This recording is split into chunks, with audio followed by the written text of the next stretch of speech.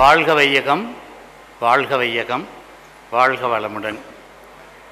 இவங்க எல்லாரும் சொன்ன கருத்துங்க. நான் என்னோடய உரை எப்பவும் எழுதி என்னோடய கருத்துக்களை சிந்தனையை எழுதி நான் மேடையில் பேசுனதில்லை. முதல் முறையாக உங்களை எல்லாம் மதித்து ஒரு போர்டு மீட்டிங் மாதிரி நினச்சி நான் பண்ணியிருக்கேன். அதுக்கு முன்னாடி அரசியல் தலைவர்களெல்லாம் பேசின இடத்துல தைரியமாக ஒரு விஷயத்தை நான் சொல்ல நினைக்கிறேன். நீரில் நிலத்தில் விலங்குகள், சிறிய விலங்குகளை உண்ணும் இயற்கை, நாகரிக உலகில் தன்னலமற்ற தலைவர்கள் அருகி, தற்பெருமை தலைவர்கள் பெருகி, நாட்டு மக்களை மயக்கி மாய நிலைக்கு உள்ளாக்கி, கடன் பெற்று மக்கள் வாழ்வை சிறுமைப்படுத்தி, மரண ஓலத்தில் தலைவர்களுடைய தற்பெருமையால் அசுர குணம் கொண்டு, சிறிய நாடுகளை கபலீகரம் செய்து, இயற்கை வளங்களை கொண்டு நாட்டையும் தம்மையும் வளப்படுத்தி கொள்வதற்காக முன்னெடுக்கும் நிகழ்காலத்தில் மக்களாகிய நாம் அனைவரும் ஒன்றுபட்டு சிந்தித்து, விலை மதிப்பற்ற வாக்குகளை விலையாக்காமல் தர்ம சிந்தனையுடன் தலைவர்களை தேர்வு செய்து என்று இந்த FeTNA 2026 ஆண்டின் நிகழ்வின் போது உறுதியெடுப்போம் என்று கூறிக்கொண்டு, அவர்கள் எல்லோரும் சொல்லியது போல் என்னை பொறுத்த வரைக்குங்க சுவாமிஜி பேசுனது தான் கீநோட்னு நினைக்கிறேன். நம்ம அந்த கீ ஆஃப் தி நம்ம சொன்ன இந்த தமிழ் கலாச்சாரம், பண்பாடு, மொழி, இது அத்தனையும் கட்டி காத்து கொண்டு இருப்பது பேரூர் ஆதீனம். அதுபோல் பொங்கலூர் பழனிசாமி அண்ணன் அவர்கள் பல நல்ல காரியங்கள் செய்பவர்கள். எங்கள் ஊர் எம்பி அவங்க சொன்ன மாதிரி நிறைய நல்ல காரியம் இப்போ வந்த பிறகு இந்த 2 வருடங்களில் பல ஆண்டுகளாக முடியாத விஷயங்களை செய்கிறாங்க. நம்ம எல்லாரும் இங்கே கூடியிருக்கோம். நண்பர் சொல்லும்போது, விஜய் சொல்லும் பொழுதும் சரி, நீங்கள் எல்லாரும் ஒரு தாய் தந்தையை பார்த்துக்கிற மாதிரி தமிழ்நாட்டுக்கு திருப்பி செய்கிறது பெருமையல்ல, உங்கள் கடமை என்ற உணர்வை நீங்கள் எல்லோரும் கொள்ள வேண்டும். ஏதோ நாங்கள் இதுக்கு உதவி செஞ்சால் அதுக்கு உதவி செஞ்சேன்னு நீங்கள் நிச்சயமாக அதை பெருமையாக செய்யாதீங்க. அது உங்களோட தலையாய கடமை நினைங்க. நம்ம பிரகாஷ் அவங்க சொன்ன மாதிரி உங்கள் பெற்றோர்கள், இங்குள்ள கல்விக்கூடங்கள், இங்குள்ள மக்கள், உங்கள் சொந்தங்கள் எல்லாரும் செஞ்ச உதவியில் தான் இன்றைக்கி அமெரிக்காவில் போய் நீங்கள் நல்லா இருக்கீங்க. அப்படிங்கிறப்போ கண்டிப்பாக நீங்கள் எல்லோரும் அதை பாருங்கள். So let me begin the keynote address. ஏன்னா எனக்கு கொடுத்துருக்கிற தலைப்பு சற்று கடுமையான தலைப்பு. குப்புசாமி மாமாவும் நர்மதாக்காவும் கூட கேட்டாங்க என்ன பேசுகிறது இதில் அப்படின்னு சொல்லிட்டு. I am trying to do my best to cover the topic. Beyond profit அப்படிங்கிறது is the topic that has been given to me. So again good morning to all of you, leaders, entrepreneurs, innovators, investors and the wider Tamil diaspora gathered here today. At first I will admit the phrase made me pause, not because profit is not important. Profit is essential. Profit is the oxygen of enterprise. Without it, businesses do not survive, employees do not have security, and innovation does not scale. But the theme challenged me in a different way. It asked a more fundamental question: is profit the purpose of a business, or the outcome of doing the right things exceptionally well? Over the years, I have come to believe that the most enduring structures, whether buildings or institutions, are never built on shallow foundations. The greatest enterprises of the 21st century will not be those that chase profit the fastest, but those that build profit through purpose, through trust, and through long-term value creation. Today, I want to share a builder's perspective on what it truly means to go beyond profit and why doing so is not idealism, it's a strategy. We are meeting in Coimbatore a symbol of disciplined enterprise, manufacturing strength, and community-rooted leadership. The Tamil story is not merely one of commerce. It is a story of commerce with purpose. For over 2000 years, Tamil merchants built trade routes that connected civilizations. They understood that trade is not only exchange, it is relationship, not extraction but contribution. Today, the Tamil diaspora has a rare combination of strengths: capital at scale, global networks, technical competence and managerial capability, cultural emphasis on family enterprise and long-term thinking, a deep ethic of education, discipline and societal contribution. This gives us a choice. We can compete inside the old paradigm, short-term, extractive, transactional, or we can help pioneer a new model of capitalism, one that is globally competitive and deeply grounded in purpose. 3 practical mechanisms to operate beyond profit. Let me make this actionable. Beyond profit must not remain motivational theme. It must become a management system. Here are few mechanisms that leaders can implement, not in theory but in governance and execution. The first one, I say, purpose-driven capital allocation. Move beyond asking only what yields the highest return. Start asking what yields the highest return per unit of positive impact. Capital should flow to projects that generate both financial growth and measurable societal value, jobs, safety, access, sustainability and resilience. The next one is stakeholder governance.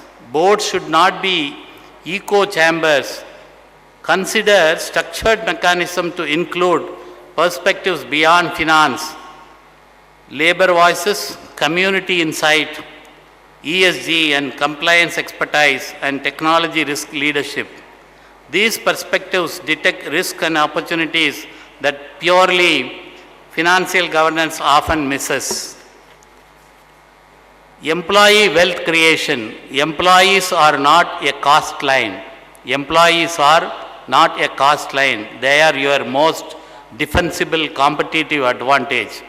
Build systems that enable employees to accumulate generational wealth through profit sharing, ESOPs where appropriate and structured capability building that increases lifetime earnings and dignity. Why this moment matters? We are living through transitions that will redefine what profit even means. Climate risks are forcing new cost structures and new regulatory frameworks. Inequality and social instability are increasing operating risk and reputational fragility. Talent scarcity is shifting power toward purpose-driven employers. In this environment, enterprises that internalize these transitions early will outperform those that cling to outdated models. Global examples have shown that it is possible to compete at the highest level while remaining value-driven organizations that build trust, reduce negative externalities and strengthen stakeholder ecosystems. This is not altruism disguised as strategy. It is strategy because it is aligned with where markets, societies and regulations are going. The construction metaphor. Let me return to where I began as a builder. In construction, we learn that the structure is only as strong as its foundation. Your enterprise is a structure. Profit is the architecture. Important, visible, necessary, but the foundation is deeper. The trust you build with customers, the contribution you make to community well-being, the responsibility you take toward the environment. Build the foundation first, the architecture will follow. Build the foundation first, the architecture will follow. We have created, you would have seen Tex Valley which was promoted 15 years back. I had come to Los Angeles, New Jersey, many places in America, meeting my Congo alumni people. and showcased that and done a roadshow for Tex Valley, which is a 2 million square foot, 47 acre marketplace. We founded it with a different idea, but now the purpose is to make it more useful. So we are thinking of converting it into a fortune city. This means the foundation was strong. We are redefining the architecture. I request all of you to visit the new fortune city which is existing as Tex Valley to understand what we are going to do there. And unlike buildings that depreciate, enterprises built on deep foundations often appreciate financially, socially, and reputationally. They become institutions. The foundation matters. In construction, there is a simple truth. You can hide many things in the architecture, but you can never hide weaknesses in the foundation. Sooner or later, the foundation will reveal itself through cracks, through failures, through reputational damage, through loss of trust. Early in my career at URC in construction, I faced a decision that stayed with me. We were executing a project in Rourkela for the sale, a super specialty hospital. The team brought forward a proposal because it was a tough competition in which we have quoted and got the job, and the team has brought a proposal to control the cost by 6% with some deviation in the specification. But it looked efficient. On closer review, it would have reduced the purpose of the system and lost the purpose of the facility. So we decided to look at the outcome than the profit, because it is the only facility for that state which is a super specialty facility which is now managed by Apollo Hospital. It's a 500-bedded hospital which was opened by the then President of India. So it was an easy decision. It's in a competitive environment when margins are under pressure, efficiency is often celebrated. But I learned something fundamental in that moment. Profit without purpose becomes prosperity without conscience. And in today's world, prosperity without conscience is not sustainable. We no longer operate in an era where profit alone buys legitimacy. Profit alone does not secure loyalty. Profit alone does not attract the best talent. Profit alone does not build a legacy. The pivot point has arrived. Customers, employees, regulations, communities, and markets are asking more of us. The question is not whether profitability matters. It does. The real question is what kind of profitability are we building, and what are we willing to compromise to achieve it. 3 pillars of sustainable enterprise. If we want to build enterprises that last not just for a market cycle but for generations, then we need to build on 3 pillars. These pillars are not slogans, they are operating principles. Stakeholder capitalism, not shareholder absolutism. For decades, the dominant narrative has been shareholder primacy, the idea that the only purpose of a firm is to maximize shareholder returns. But enterprises do not operate in isolation, they operate in ecosystems. Your stakeholders, meaning the employees, customers, suppliers, communities, and the environment, all hold equity in your success. Not legal equity, but real equity. They carry your risks, they shape your outcomes, they determine your license to operate. At URC, we have tried to operationalize this understanding. We have moved forward. Employee profit sharing, because when employees share in the outcome, they take ownership of excellence. Supplier development and sustainable programs, because a resilient supplier chain is not built by excusing vendors, it is built by strengthening them. Community investment, including a consistent portion of profits directed towards education and skill development. Here is what we discovered, something that initially seems counterintuitive. These initiatives did not reduce performance, they strengthened it, because when employees feel dignity and ownership, they innovate. When suppliers are stable and respected, they deliver quality and reliability. When communities thrive, the enterprise gains trust, goodwill, and a stronger social license. Stakeholder value is not charity, it is the architecture of long-term profitability. Innovation driven by impact, not just disruption. See I need another two more minutes. And the ILCE, which you are seeing as a gold sponsor, is one such innovation where Indian construction companies, among the large community of construction, we 6 companies in India like L&T, Saporji, Carthage Properties, Tata Projects and URC, we have formed a board in the last 12 years and we are driving lean in construction, and our company staff has attended a seminar in US, the LCI Lean Congress of, Lean Construction Institute. We are the only construction company in India who are members in that American organization. So again I am saying innovation driven by impact, not just disruption. Innovation has become a fashionable word, but innovation is not simply disruption and disruption is not automatically progress. Real innovation solves meaningful problems, especially where scarcity exists. In construction, the future is not only taller buildings, but smarter, faster and more inclusive development, prefabrication, modular construction and digitized project execution can enable high quality facilities at scale while still delivering attractive returns. Your Google and Adani, the data center which is going to come up in Visakhapatnam, URC may be the partner to execute that. That is the kind of growth that URC has achieved. The question every entrepreneur should ask is simple. Does my innovation solve a genuine problem or does it merely capture a margin?